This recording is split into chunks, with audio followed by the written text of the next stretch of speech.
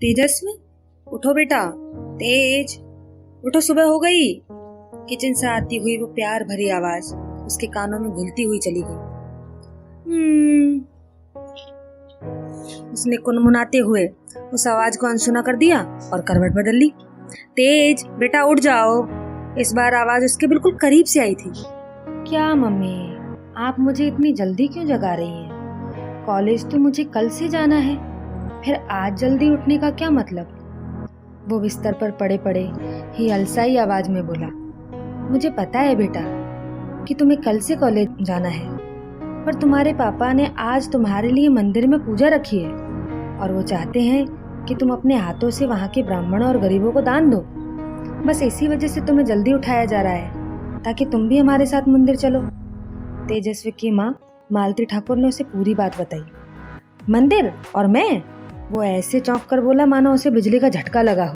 Mummy, आप तो जानती हो कि मुझे ये मंदिर जाना बिल्कुल पसंद नहीं है। जब मैं भगवान को मानता ही नहीं, उसमें विश्वास ही नहीं रखता, तो फिर मंदिर जाने का क्या मतलब? तेजस्वी ने अपनी मम्मी से बोला। मैं जानती हूँ बेटा कि तुम भगवान को नहीं मानते, पर तुम्हारे पापा तो मानते हैं, मैं भी मानती हूँ। इसलिए बेटा तुम हमारी खुशी के लिए ही मंदिर चलो। उसकी मम्मी उसे मंदिर चलने के लिए मनाते हुए बोली।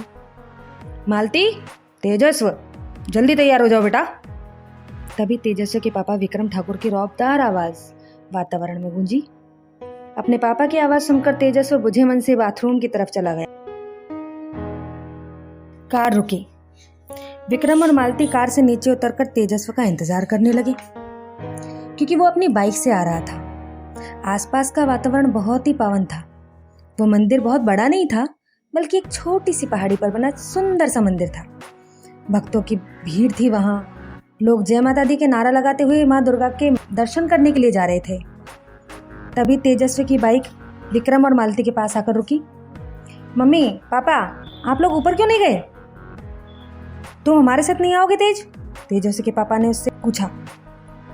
सॉरी पापा, मैं आपके कहने पर यहाँ तक तो आ गया हूँ, और आपकी खुशी के लिए ही मैं यहाँ ब्राह्मणों और गरीबों को दान भी दे दूंगा, पर प्लीज आप मुझे मंदिर में चलकर पूजा करने के लिए मत कहिए, क्योंकि जब मैं भगवान को मानता नहीं तो मूर्ति के सामने हाथ जोड़कर खड़े रहने से क्या फायदा?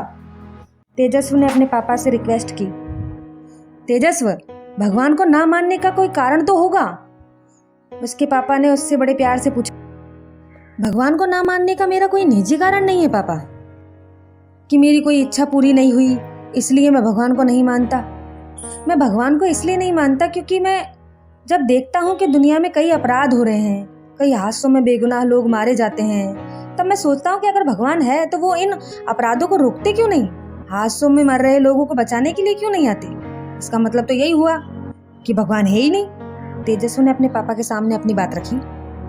उसके पापा मुस्कुराकर बोले, कोई बात नहीं तेजस्वी, आज तुम मंदिर मत आओ, पर एक दिन तुम्हें यह यकीन जरूर होगा कि भगवान है, तब तुम मंदिर जरूर आओगे। तेजस्वी चुप हो गया। ठीक है, तो हम पूजा कराते हैं। जब ब्राह्मणों और गरीबों को दान देना होगा तब मैं तुम्हें कॉल कर दूंगा। तुम तब तक चाहो तो कहीं घूमने जा सकते हो। तेजस्वी के पापा ने उससे कहा।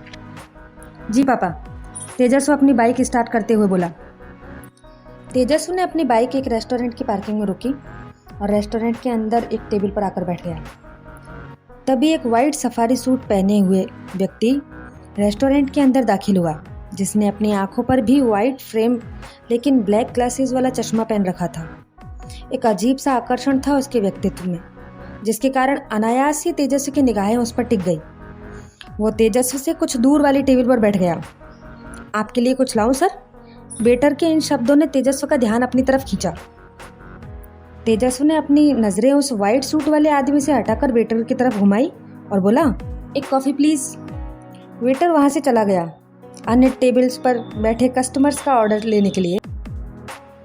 वेटर ने सभी कस्टमर्स के ऑर्डर लिए सिवाय उस वाइट सूट वाले आदमी के। तेजस्वी का माथा ठनका। वो सोचने लगा कि वेटर ने उस वाइट सूट वाले आदमी का ऑर्डर क्यों नहीं लिया।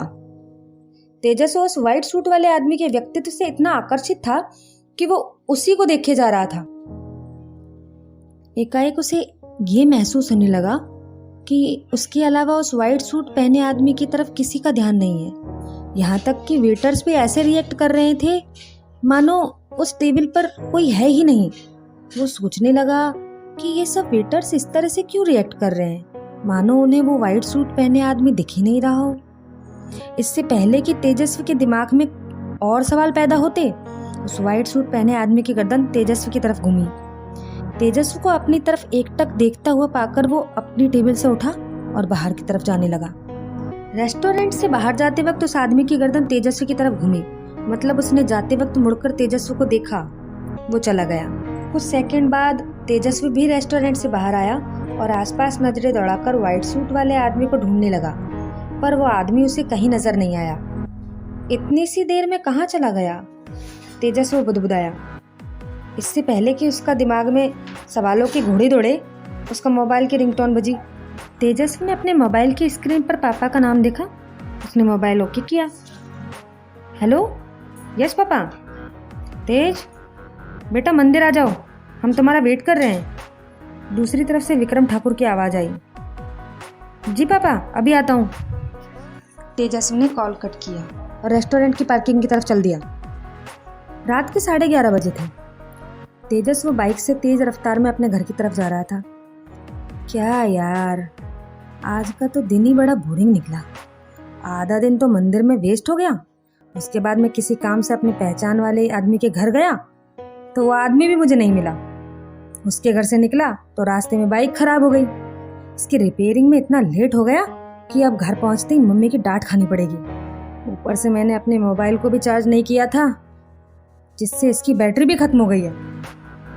और मैं मम्मी को इन्फॉर्म भी नहीं कर पाया कि मैं घर पहुंचने में लेट हो जाऊंगा। आज तो मम्मी पक्का नाराज़ होगी। नाराज़ होने से ज़्यादा तो वो मेरी चिंता कर रही होंगी। तेजस्वी मन ही मन सोच रहा था। आज तो मैं इतना लेट हो गया कि रास्ता भी सूना सा हो गया है। बस इक्के दुक्के वाहन ही नज़र आ रहे हैं। तेजस्वी सोचते सोचते आगे बढ़ा था कि उसकी नज़र रोड से हटकर थोड़ी साइड पर पड़ी। उस तरफ नज़र पड़ते ही उसके मुंह से निकला, अरे ये क्या? वहाँ दो आवारा टपोरे टाइप के लड़के एक 40 वर्षीय आदमी को हॉकी और डंडे से मार रहे थे। वो आदमी ज़मीन पर पड़ा तड़प रहा था, दर्द से चिल्ला रहा था, लेकिन वो दोनों उसकी चीखों को अनसुना करके उस पर डंडे और हॉकी बरसाए जा रहे थे। उनसे कुछ कदमों की दूरी पर एक आदमी खड़ा था जिसने ब्लैक कलर का टोप वाला जैकेट पहना था। उसने अपने जैकेट के टोप से अपना सर इस तरह से ढका हुआ था कि उसका चेहरा नजर ही नहीं आ रहा था। वो ब्लैक कलर के जैकेट पहना हुआ आदमी वहां खड़ा होकर उन तीनों को इस तरह से देख रहा था मानो वो कोई फाइट शो देख रहा हो। अजीब आदमी है। वो बेचारा पिट रहा है और ये खड़ा होकर तमाशा देख रहा है, तेजस्वी ने सोचा। तेजस्वी ने झटके से अपनी बाइक रोकी। तेजस्वी अपनी बाइक को खड़ी करके उस पिट रहे आदमी को बचाने के लिए उस तरफ दौड़ा। वहां पहुंचकर उसने हॉकी बरसाने वाले लड़के के हाथ से हॉकी छीन ली और आओ देखा ना ताओ, वो हॉकी लेकर उन दोनों पर पिल पड़ा। अब पिटने की बारी उन दोनों आवारा लड़कों की थी। वो दोनों चीखते रहे और तेजस्वी उन पर हॉकी बरसाता रहा। तेजस्वी ने उन दोनों को अधमरा कर दिया। वो दोनों जमीन पर पड़े पड़े कराह रहे थे। तेजस्वी उस ब्लैक जैकेट वाले की तरफ घुमा और गुस्से से चिल्लाया, ए तुम आदमी हो या राक्षस? एक बेचारा आदमी पिट रहा था और तुम दूर खड़े होकर तमाशा देख रहे थे। दया रहम नाम की कोई चीज नहीं है क्या तुम्हारे दिल में? मुझे तो लगता है कि ये तुम्हारे ही आदमी हैं। तुम इन दोनों के बॉस हो और ये दोनों तुम्हारे कहने पर इस आदमी को मार रहे थे। तेजस्वी के इतना कहने पर वो ब्लैक जैकेट वाला आदमी वहां से तेज कदमों से चल दिया। जा कहाँ रहे हो, रुको, तेजस्वी चीखा, लेकिन उसने जैसे कुछ सुना ही नहीं। वो तेज कदमों से चलता हुआ एक गली के अंदर घुस गया जहां अंधेरा था। तेजस्वी उन दोनों आवारा लड़कों की तरफ घुमा तो देखा कि उन दोनों के चेहरों पर हवाइयाँ उड़ी हुई थी। वो दोनों अपना दर्द भूलकर बस आंखें फाड़े तेजस्वी को ही देखे जा रहे थे।